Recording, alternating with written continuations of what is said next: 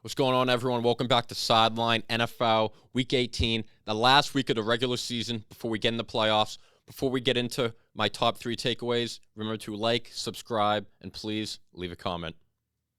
All right. My number 1 takeaway from this last week of NFL games has to do with the Patriots. They didn't deserve to make the playoffs. These fucking bums, they sucked all year. They came out of the gates. They lost to Miami, and they ended the year losing to Buffalo, another division rival. And frankly, they didn't deserve to make it. The special teams is the worst I've ever seen under Bill Belichick. They gave up not 1, 2 kickoff returns for touchdowns. Say what you want. You know, Buffalo may have been destiny. They were going to win yesterday with everything that happened. But as a season, they had too many opportunities that they blew. Versus the Raiders, versus the Bengals, versus the Bills. They fucking blew it. They didn't deserve to make it. They didn't play good. The coaching was bad. Altogether, a failure of a season for the Patriots. And it was hard to watch. And I'm happy they didn't make the playoffs because they didn't fucking deserve it. All right, my second takeaway. Aaron Rodgers is maybe the biggest playoff underachiever, great quarterback I've ever seen. Everyone wants to crown his ass. You know, talk about him in the same breath as fucking Brady, even Peyton Manning, John Elway, Joe Montana. He's a notch below all those guys. I'm sorry. You're as great as he is. You win as many MVPs. You stick around as long as Rodgers does. You go to 1 Super Bowl, and that's it. I don't want to hear any of this Aaron Rodgers top 5 fucking bullshit. All right, he's a fucking underachiever. You lose to fucking Detroit in fucking January at Lambeau Field. You lose to are you kidding me, Jared Goff? Fucking blow me with that. Miss me with that. Good. I hope he goes, he does his mushrooms on Pat McAfee's show. I've had enough of Rodgers.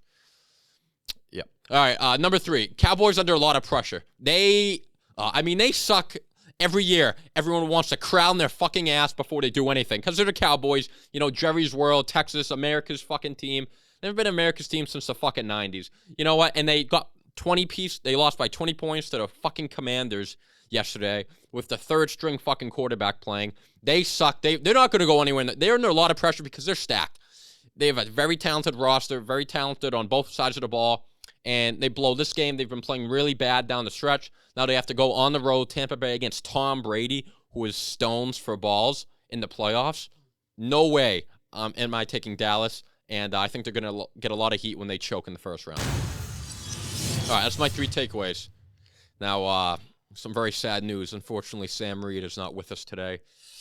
Sam got in an accident. No, I'm kidding. Sam's car did get stolen, though, in Canada. He's he's up north. So we hope Sam gets home safe. You know, God bless Sam. We all, hope and pray. Keep him in your prayers tonight. But top 5 games, Week 18. We'll get into it without Sam. It's just me. Solo Dolo. Kid Cudi, good song. Patriots Bills. This was the worst coaching job I've ever seen under a Bill Belichick team. I mean, it's fucking atrocious. Frankly, if Bill Belichick got fired, I'd probably, wake up smiling because he caused me a lot of unhappiness this season. A lot of Patriots, I think, are fed up with him. Enough's enough. I mean, it's incompetence is what it is. I mean, frankly, he's responsible for what's happened. Now, he's a good coach. We all know he's a good coach. But frankly, he's at the top, and what happens under you, the trickle-down effect, it's on him. It starts at the top, okay? He put incompetent people in charge of the offense, in charge of special teams. The special teams guy is, frankly, a fucking moron. I mean, anyone could... They need to put Joe Judge back in charge of that special teams because this guy sucks. This is the worst special teams I've ever seen under Belichick. And I think they need to retool the offensive coaching to coaching in general. And I think they need to do a lot in free agency because they're 27th in the league in spending over the past 3 years, which is not good enough. Belichick needs to be better. And frankly, if they have another bad year next year, I think he's on a short leash. As for Buffalo, you knew they were going to win. They were playing for Damar Hamlin. It's great to hear. He's seems like he's doing well. I just got an update. They're transferring him to a Buffalo hospital. So it seems like he's progressing. He's on the up and up, which is really nice to see. And you knew they were going to win yesterday. I mean, that was just destiny from the opening kickoff. They took it back. And I think it's definitely a threat to make a lot of noise in the playoffs. All right, next game. We have the Cincinnati Bengals. They beat the Ravens. This was a division showdown for the number 3 seed. The Bengals won convincingly. We all saw that coming. The Bengals kind of got jobbed by this whole situation. They canceled a game between them and the Bills. The Bills and the Chiefs were vying for the 1 seed. And the Bengals kind of got jobbed. Since they weren't going to make up the game, the Bengals had no shot at the 1 seed. They had a chance at the 1 seed in the whole field throughout the playoffs. They were kind of upset about it. They got the job done, though, against Baltimore. They'll be 3 seed. They're going to play Baltimore in the first round, and I think the Ravens are in big trouble. Lamar Jackson hasn't played in 6 games, and without Lamar Jackson, they, frankly, cannot score. Their offense looks really bad versus the Bengals offense, who's one of the best in the league, top 3, top 5, whatever you want to call them. If Lamar Jackson doesn't play, there's frankly zero shot the Ravens win this game. Even if he does play, he hasn't played in 6 games. You don't know what he's going to look like. And even if he'd been playing all year, I still like the Bengals in this game. I think they're a better team. I really like them to make a run in the playoffs and go on the road and upset either Buffalo or Kansas City. I think the Ravens are jobbed. I think they're done. They've been tracking down all through the second half of the season, and I think the Bengals are the opposite. They're on the rise. All right, third game. This was Thursday night game. Jaguars, Titans. The Jaguars won. They came back to win the AFC South. And Lawrence I think the biggest story is that Lawrence had a nice bounce-back season. His rookie year, his number 1 pick, Urban Meyer, everyone thought he was the clear, obvious number 1 pick. And they had a really bad year. But you gave him a real coach this year. Doug Peterson came in. He changed the culture. They started like 1-6 or something. They won out to, 6 of their last 7 games. It was down the stretch. They did a really good job. They have a lot of speed on offense. Christian Kirk, Evan Ingram, Zay Jones, Travis Etienne. And I'm happy Jacksonville won because, frankly, they're more exciting to watch than fucking Tennessee. Tennessee offense is frankly, like you're watching the 1950s. It's terrible. Tannehill wasn't even playing. And Jacksonville's playing the Chargers in the first round of the playoffs. And I do like the Chargers in that game. I think they're a better team. They have better players. But I wouldn't be shocked. I give Jacksonville a chance. I think they have a real shot to win. And I think they're an exciting team on the up and up. And I think it'll be interesting to see how Lawrence does versus Herbert in both of their playoff games. So keep an eye on that. All right, game number 4. This was, frankly, a fucking ugly game, ugly-ass game. Miami versus the New York Football Jets. I mean, you never believe in the Jets. They never turn out. Just when you never buy stock on the Jets because they'll fuck you in the ass when you're not looking. It's like fucking Judith. They'll betray you. The Dolphins, they scrape by their third-string quarterback. I mean, 11-6. I mean, that's fucking atrocious. They squeezed by. They got the 7th seed. If they want to do anything, they're playing Buffalo first round. Now, listen. If Tua plays, which is a big if, no one knows. He's a bad concussion history. Some people want him to retire. You don't know what's going on there. If he plays, I give him a small shot because when they did go on the road in Buffalo earlier this season, kind of recently, like 3-4 weeks ago, Tua looked good, and they were in that game, and they had a shot to win it.